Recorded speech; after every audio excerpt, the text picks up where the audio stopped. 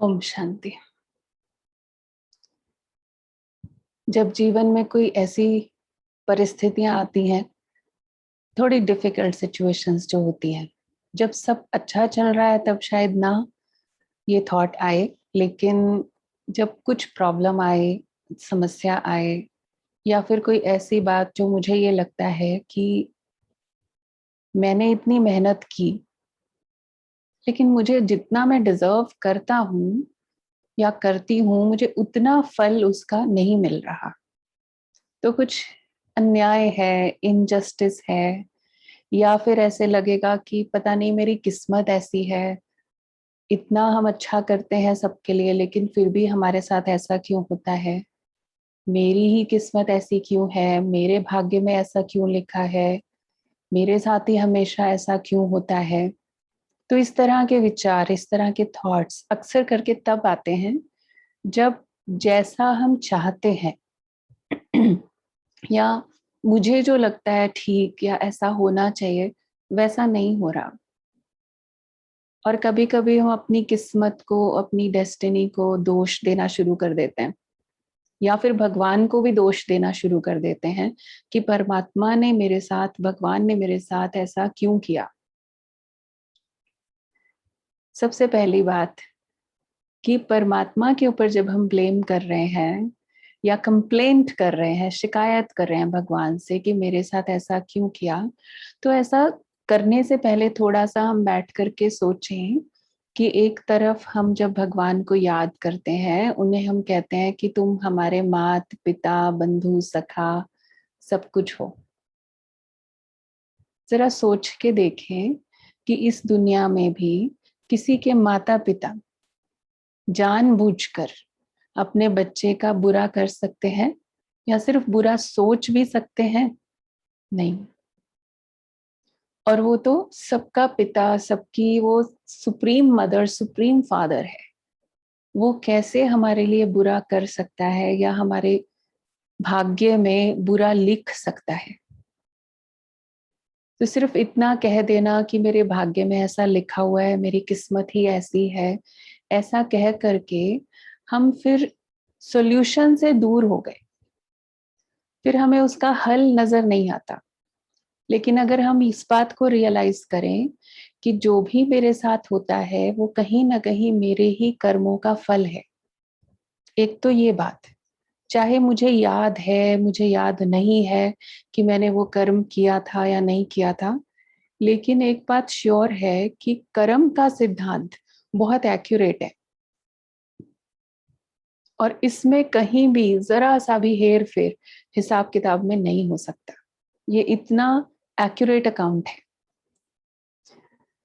जैसे अगर मैंने कुछ किया और मैं भूल गई, मैंने आपसे लोन लिया, मैंने आपसे कुछ उधार लिया और मैं भूल गई, मैं भूल गई इसका मतलब ये नहीं है कि मेरा अकाउंट क्लियर हो गया।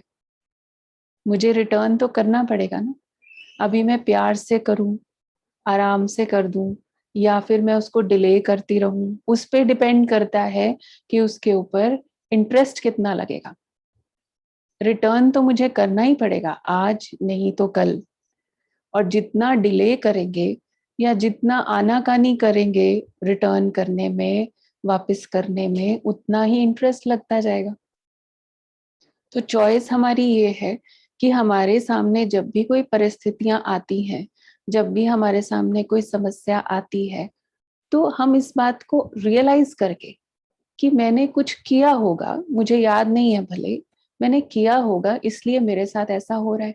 आज एक व्यक्ति बिना कारण से मुझे डिस्टर्ब करता है, हमने उसके लिए कुछ भी बुरा नहीं किया है लेकिन वो बार बार मुझे डिस्टर्ब करता है। उसको दोष देने की बजाय या फिर अपनी किस्मत को दोष देने की बजाय कि पता नहीं क्यों हमारे साथ ही ऐसा क्यों होता है, हम सबके लिए अच्छा करते फिर भी ये बुरा करते हैं हमारे साथ, इसकी बजाय अगर हम ये सोचें कि मैंने कुछ इससे लिया हुआ था, मैंने कुछ ऐसा किया हुआ था, चाहे जाने अनजाने किसी भी कारणवश, तो आज जब ये ऐसा मेरे साथ करता है तो एक तरह से मेरा वो अकाउंट सेटल हो रहा है, मेरा हिसाब किताब चुकतो हो रहा है, क्लियर हो रहा है। तो जिसका अकाउंट क्लियर हो रहा है उसको तो खुशी होनी चाहिए, लेकिन अगर हम उसमें दुखी होंगे तो दुखी होने से क्या होगा, हम उसके लिए और नेगेटिव सोचेंगे। एक तो मैंने कुछ पहले किया हुआ है पास्ट में, इसलिए वो मेरे साथ ऐसा कर रहा है। आज अगर मैं इस बात को स्वीकार नहीं करती हूँ और मैं फिर दोबारा से मैं उसके लिए कुछ ना कुछ नेगेटिव विचार भी करती हूँ, मैं उसके लिए शुभ भावना नहीं रख पा रही हूँ, अच्छा नहीं सोच पा रही हूँ, तो कहीं ना कहीं वो चीज मेरे बोल में या कर्म में भी आएगी। या तो हम उस व्यक्ति को अवॉइड करेंगे या ठीक से बात नहीं करेंगे, या फिर मन में ही उसके लिए बुरा संकल्प आ जाएगा कि इसने मेरे साथ ऐसे किया, इसके साथ भी ऐसे होना चाहिए, या हे भगवान इसको थोड़ा सा इसकी सजा मिले, इसको महसूस हो, इसको पता चले इसने क्या किया है। तो इस तरह के जो थॉट्स हमारे चल रहे हैं, इससे क्या हुआ, मेरा पिछला एक्चुअली क्लियर होने वाला था अकाउंट, लेकिन मैंने और क्रिएट कर लिया, क्योंकि जब आज की डेट में मैं दोबारा से नेगेटिव विचार उसके लिए क्रिएट कर रही हूँ तो मेरा और अकाउंट क्रिएट हो गया। अब वो कल फिर आएगा तंग करने, क्योंकि मैंने हिसाब चुकतू होने नहीं दिया। इसीलिए कई बार ऐसा होता है किसी किसी परिवार में, कई बार हमारे पास आते हैं लोग।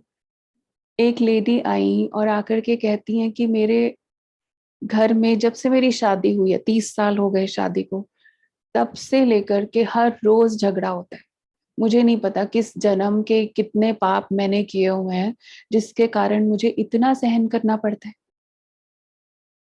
लेकिन होता क्या है कि जरूरी बात है कि कोई ना कोई हिसाब किताब पुराना है, इसीलिए इस तरह की परिस्थिति रोज पैदा होती है। लेकिन जब ऐसी परिस्थिति आती है, उसके जो हस्बैंड है वो उसके साथ थोड़ा नहीं अच्छा बिहेव करते हैं, तो वो भी आगे से रिएक्ट करती हैं। तो क्या हुआ, एक्शन और रिएक्शन में पुराना जो हिसाब किताब क्लियर होने के लिए आ रहा था वो थोड़ा सा क्लियर हुआ, लेकिन हमने और बना लिया, हमने और उल्टा बोल करके लड़ाई झगड़ा कर करके उसमें और बनाते गए।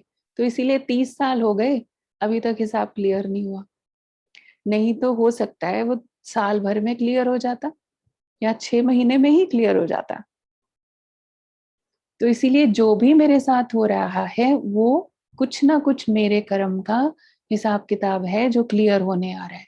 और इसका दूसरा पहलू बहुत सुंदर है। कई बार जो भगवान की भक्ति करने वाले, परमात्मा को याद करने वाले जो लोग हैं, कई बार हम देखते हैं उनके साथ भी कुछ ज्यादा अच्छा नहीं हो रहा।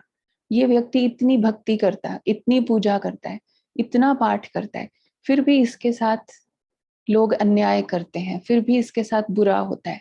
कई बार ऐसी सिचुएशंस हमें दिखती हैं कि फिर भी इसके सामने अपॉर्चुनिटीज इसको नहीं उतनी नहीं मिलती, उतने चांस नहीं मिलते जितने बाकी सबको मिलते हैं।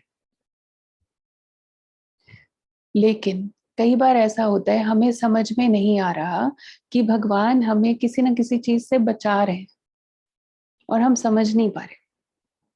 अभी प्रेजेंट टाइम में मुझे ये लग रहा है कि मेरा नुकसान हो गया, लेकिन उसी नुकसान वाली परिस्थिति के अंदर ही शायद मैंने कुछ नया सीख लिया। और वो जो लेसन मुझे मिला, वो जो मैंने सीखा इस परिस्थिति के अंदर, आगे चल के वो किसी बहुत बड़े फायदे का कारण बन सकता है। ऐसे ही अब समझिए एक ग्रुप है, सब फैमिलीज इकट्ठी होकर के यात्रा पर जाने का प्लान बनाते हैं। सबको एक निश्चित समय पर पहुंचना है, बस पकड़नी है और वहां से इकट्ठे बस करके उनको तीर्थ पर जाना है। सब लोग पहुंच गए, एक व्यक्ति रास्ते में कहीं किसी कारण से रास्ता क्लियर नहीं था, ट्रैफिक था और वो इतना लेट हो गया कि सब लोग उसकी इंतजार के लिए इतनी देर रुक नहीं पाए और उसको छोड़ करके जाना पड़ा। अब वो व्यक्ति जो इतनी श्रद्धा से बहुत दिनों से तैयारी कर रहा था यात्रा की, उसे लगता है कि मेरी किस्मत कैसी है। सब तैयारी करके, छुट्टी लेके, घर में सब कुछ मैनेज करके मैं तीर्थ करने जा रहा था और मैं बस में ही नहीं चढ़ पाया। पता नहीं मेरे कैसे बुरे कर्म है। अब अगले दिन न्यूज मिलती है कि वो पूरी की पूरी बस खाई में गिर गई और उनमें जितनी भी सवारियां थी एक भी बचा नहीं। अब यही व्यक्ति इस न्यूज को सुनने के बाद क्या थॉट आएगा उसको? कि मेरी किस्मत कितनी अच्छी है, भगवान ने मुझे बचा लिया। इतने बड़ा जैसे सब चले गए और भगवान ने सिर्फ मुझे बचा लिया, तो मेरे कितने अच्छे कर्म होंगे। उस घड़ी उसे लग रहा था कि मैंने पता नहीं क्या बुरे कर्म किए हैं, और आज उसी को लग रहा है कि मैंने कोई अच्छे कर्म किए हुए हैं जो मेरी रक्षा हो गई। तो इसीलिए हर बात के पीछे छिपा हुआ कोई ना कोई कल्याण होता है, हर सिचुएशन में कोई बेनिफिट होता है। अगर ये एटीट्यूड, ये नजरिया अगर हम बना लेते हैं अपने जीवन का कि जो भी हो रहा है उसमें कुछ ना कुछ भला जरूर है। गीता के वो शब्द याद रखें, जो हुआ अच्छा हुआ, जो हो रहा है वो अच्छा हो रहा है, और जो होगा वो भी अच्छा। और हम तो यहाँ कहते हैं जो होगा उससे भी अच्छा, वो अच्छे से अच्छा होगा। अगर मैंने अपने अंदर एक बिलीफ, एक फेथ निश्चय कर लिया कि परमात्मा की याद में मैं हूं, परमात्मा मेरा रक्षक है, मेरे साथ बुरा हो नहीं सकता। आप संकल्प करके देखिए कि परमात्मा मेरा रक्षक है, मेरे साथ बुरा हो नहीं सकता। तो अगर कोई बुरी बात आ भी रही होगी वो टल जाएगी।